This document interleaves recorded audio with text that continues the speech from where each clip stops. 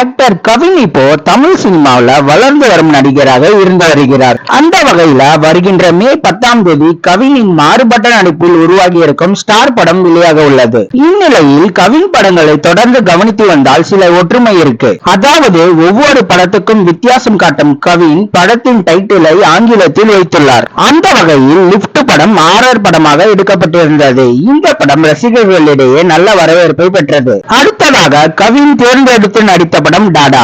Romantic and தந்தை மகனின் பாசத்தை முன்வைத்து எடுக்கப்பட்ட இந்த படம் வசூலில் பட்டையை கிளப்பியது. இதைத் தொடர்ந்து இப்போது ஸ்டார் படம் உருவாகி இருக்கிறது. இந்த படம் முழுக்க முழுக்க எமோஷனல் கதையாக எடுக்கப்பட்டுள்ளது. அடுத்ததாக கவின் கெஸ் என்ற ஆங்கில பட டைட்டிலில் நடித்து வருகிறார். அதற்கு அடுத்ததாக நெல்சன் தயாரிப்பில் கவின் நடிக்க உள்ள படம் தான் லேடி பெக்கர். பொதுவாக நெல்சனின் டார்க் காமெடி சாயலில் தான் இந்த படமும் உருவாக இருக்கிறது. இவ்வாறு எந்த ஒரு கதாபாத்திரம் கொடுத்தாலும் கலக்கி வருகிறார் கவின். கவின் நடிப்புல உருவாகி இருக்கிற ஸ்டார் படம் எப்படிப்பட்ட ஒரு படமா இருக்கும்னு நீங்க நினைக்கிறீங்கன்னு கமெண்ட் பாக்ஸ்ல கமெண்ட் பண்ணுங்க. இந்த வீடியோவை லைக் பண்ற எல்லாரும் மறக்காம நமக்குள்ள விட்டு ரிவ்யூ சேனலை சப்ஸ்கிரைப் பண்ணுங்க, பெல் பட்டனை பிரஸ் பண்ணுங்க. மீண்டும் தமிழால் இணைவோம். வணக்கம்.